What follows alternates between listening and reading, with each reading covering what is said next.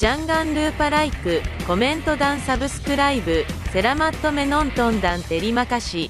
Adegan dimulai dengan menampilkan adegan sebelumnya di mana mereka akan berangkat menuju distrik hiburan untuk misi kali ini. Tanjiro yang terbiasa hidup di gunung otomatis ia tak tahu apa itu distrik tempat hiburan dan merasa sedikit kebingungan. Zenitsu yang melihat hal itu pun sedikit kaget karena Tanjiro benar-benar sangat asing dengan kehidupan di perkotaan. Dengan muka merah karena belum cukup umur, ia pun berusaha menjelaskan kepada Tanjiro tempat apa yang akan mereka kunjungi kali ini. Namun saat akan menjelaskan tempat hiburan itu seperti apa, Uzui tiba-tiba menyela dan mengatakan jika ia adalah seorang dewa. Mereka bertiga harus patuh padanya karena mereka dianggap sampah. Jika disuruh menjadi anjing, mereka harus menjadi anjing. Dan jika disuruh menjadi monyet, mereka harus menjadi monyet. Pokoknya mereka tak boleh membantah dan harus selalu menuruti semua perintahnya karena ia adalah seorang dewa. Mereka bertiga pun hanya terdiam dengan raut muka yang aneh mendengar itu semua. Karena masih merasa heran, dengan polosnya lalu Tanjiro pun menanyakan jika Uzui itu sebenarnya dewa macam apa. Kemudian Uzui pun menjawab jika ia adalah dewa pesta yang elok. Mendengar jawaban Uzui, Zenitsu pun menganggap jika Uzui adalah dewa konyol. Lalu dengan penuh percaya diri, Inosuke pun memperkenalkan dirinya kepada Uzui bahwa ia merupakan raja hutan. Melihat itu, Uzui merasa aneh dan mengatakan jika itu adalah hal yang menjijikan. Mendengar itu, Inosuke pun tak terima dan menjadi kesal. Agar tak membuang waktu, Uzui pun bersiap pergi dan menyuruh mereka untuk mengikutinya. Dengan sekejap mata, Uzui pun melesat pergi dan sudah jauh meninggalkan mereka di depan. Karena kecepatannya, mereka pun dibuat kagum dan bergegas mengejarnya. Singkat cerita, mereka pun sampai di distrik hiburan malam yang dimaksudkan oleh Uzui. Melihat gemerlap kota yang dipenuhi oleh lampu serta wanita cantik di mana-mana, seketika itu membuat Tanjiro, Zenitsu dan Inosuke menjadi sangat heran. Uzui pun mengingatkan mereka agar tidak tampak terlalu mencolok dan turun dari kereta, karena saat ini tujuan mereka ke sana hanyalah sekedar menyelidiki saja. Namun karena merasa penasaran, Zenitsu dan Inosuke tiba-tiba melompat turun dari kereta. Karena hal itu, Tanjiro pun dibuat ikut turun karena harus menghentikan sikap kedua temannya itu. Melihat hal itu, Uzui pun dibuat pusing dengan ketiga bocah tersebut karena tak mau mendengarkan perintahnya. Uzui pun kemudian bergegas menghentikan mereka. Uzui kemudian menjelaskan jika tempat itu adalah distrik hiburan Yoshiwara yang merupakan kota malam tempat di mana pria dan wanita tenggelam dalam cinta dan hawa nafsu.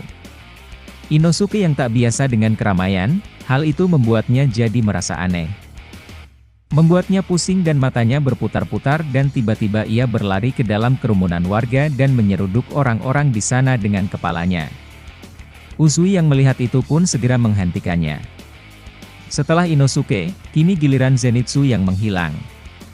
Zenitsu yang sedang berkeliling di sekitar sana tiba-tiba disapa oleh beberapa gadis cantik dan merayunya agar masuk ke tempat mereka. Zenitsu yang menyadari ternyata di sana terdapat banyak gadis cantik, tentu saja hal itu membuatnya senang.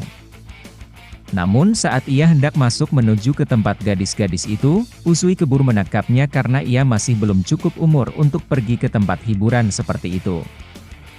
Setelah berkumpul, Uzui pun memberikan sedikit penjelasan tentang tempat itu.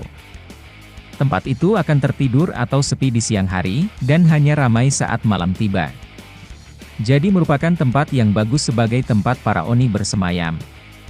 Serta gadis-gadis yang ada di sana dijual oleh keluarganya karena masalah kemiskinan dan hutang. Namun jika beruntung, mereka bisa menaikkan kasta mereka menjadi oiran dan menikahi orang kaya. Oiran merupakan gadis tercantik dan pintar, serta pandai bela diri.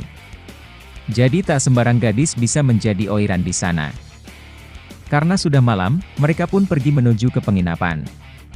Di sana barulah Uzui menjelaskan apa yang harus mereka lakukan di sana. Misi pertama mereka adalah menemukan ketiga istri Uzui yang sedang menyelinap di sana untuk mengumpulkan informasi. Ketiga istrinya mengirimkan informasi dengan mengirimkan surat kepadanya melalui gagak Kasugai miliknya. Awalnya Uzui sempat menyelidiki tempat itu seorang diri. Namun karena cuma sebagai pelanggan, tak banyak informasi yang bisa ia dapatkan. Karena itulah akhirnya ia memerintahkan ketiga istrinya menyelinap ke tempat itu untuk mengumpulkan lebih banyak informasi.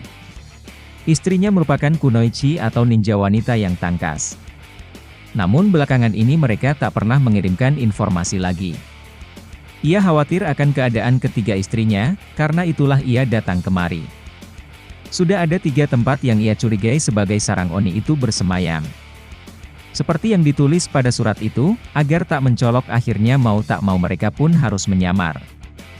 Tiba-tiba salah satu pelayan penginapan datang membawakan barang pesanan Uzui. Singkat cerita, ternyata barang yang dipesan oleh Uzui tersebut merupakan riasan yang akan digunakan oleh mereka untuk menyamar. Tanjiro, Zenitsu dan Inosuke diperintahkan menyamar menjadi gadis kecil yang akan dijual kepada rumah hiburan di distrik itu. Sedangkan Uzui menyamar sebagai penyalur mereka bertiga. Pertama-tama Uzui mengunjungi salah satu rumah hiburan yang ia curigai sebagai tempat persembunyian salah satu Oni di area tersebut. Walaupun dengan sedikit ragu, akhirnya pemilik rumah hiburan itu mau mengambil salah satu dari mereka bertiga yakni Tanjiro. Kini tersisa Zenitsu dan Inosuke saja. Setelah dari sana, Uzui melanjutkan kembali rencananya. Namun dalam perjalanannya, Inosuke melihat kerumunan orang yang sedang ramai. Karena penasaran, ia pun berlari ke tempat kerumunan itu. Ternyata di sana sedang ada iring-iringan Oiran yang paling terkenal di sana. Namun tak disangka, salah seorang wanita di sana tiba-tiba tertarik untuk membeli Inosuke. Mendengar hal itu, jelas saja Uzui langsung menyetujui tawaran wanita tersebut. Kini hanya tinggal Zenitsu sendiri yang belum laku. Ia pun menjadi sedikit cemas. Kembali ke Inoko alias Inosuke. Setelah riasannya dibersihkan, entah kenapa wajah Inoko menjadi sangat cantik, sampai membuat sang pembeli merasa sangat beruntung, karena ia membeli Inoko dengan harga yang sangat murah. Panel beralih ke Zenitsu. Entah bagaimana caranya, tiba-tiba Zenitsu sudah terjual. Di rumah hiburan itu ia sangat lihai memainkan alat musik. Namun dari raut mukanya, ia nampak sedikit kesal. Ia kesal kepada Uzui karena ia dibawa ke rumah itu dengan harga cuma-cuma. Kembali ke tempat Tanjiro berada. Di sana ia nampak diterima dengan baik oleh gadis-gadis lainnya. Ia pun di sana bekerja dengan sangat rajin. Sampai akhirnya ia tak sengaja mendengar percakapan 2 orang gadis yang ada di sana. Kedua gadis itu mengatakan kalau Oiran Suma beberapa hari lalu telah angkat kaki. Mendengar nama Suma yang merupakan salah satu istri dari Uzui, ia pun terkejut. Namun tiba-tiba seorang Oiran datang dan memerintahkan kedua gadis itu untuk tidak bergosip. Tanjiro yang ingin mengetahui keberadaan Nona Suma pun kemudian menanyakan hal itu kepada Oiran tersebut. Mendengar pertanyaan dari Tanjiro tersebut, ia nampak menjadi sedikit curiga dan waspada terhadap Tanjiro. Menyadari hal itu, Tanjiro pun kemudian terpaksa berbohong dengan mengatakan jika Nona Suma adalah kakak perempuannya. Tanjiro berkata jika Suma sering berkirim surat dengannya, dan beberapa lama ini ia tak pernah menerima surat lagi dari kakaknya. Mendengar jika Suma adalah kakaknya, Oiran itu pun meyakini kalau Suma bukanlah tipe wanita yang akan kabur. Namun saat membaca buku harian dari Suma, di sana dituliskan jika Suma memang ingin pergi kabur dari tempat itu. Tanjiro kemudian berpikir jika itu adalah alasan yang pas bagi para Oni untuk membunuh orang di sana. Karena setiap ada yang hilang akan dianggap kabur karena sudah tak kuat berada di tempat hiburan itu. Dari kejauhan, Uzui pun sedang mengamati. Dari pengamatannya, ia tak melihat ada hal aneh yang terjadi. Namun ia memiliki firasat, sesuatu yang buruk akan segera terjadi. Para iblis di sana seolah-olah sedang bersembunyi di balik kabut. Ia merasa jika ia akan bertemu iblis bulan atas di sana. Jika benar itu terjadi, maka akan ada pertumpahan darah yang meriah. Adegan pun beralih ke tempat Inosuke. Inosuke yang kepanasan karena tak biasa memakai baju seperti itu, ia pun berjalan di lorong untuk mencari angin segar.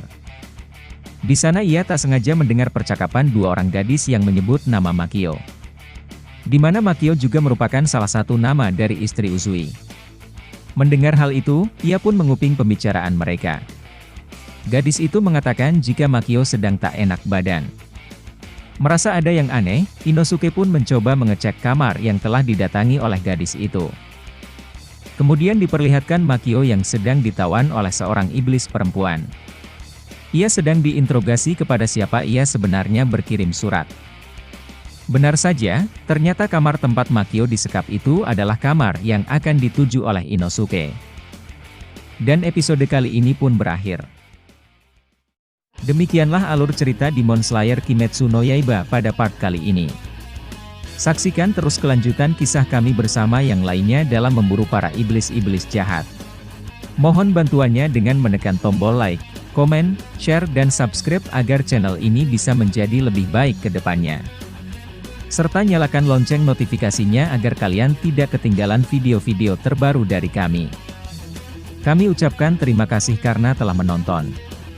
Semoga kalian terhibur dan sampai jumpa pada video berikutnya.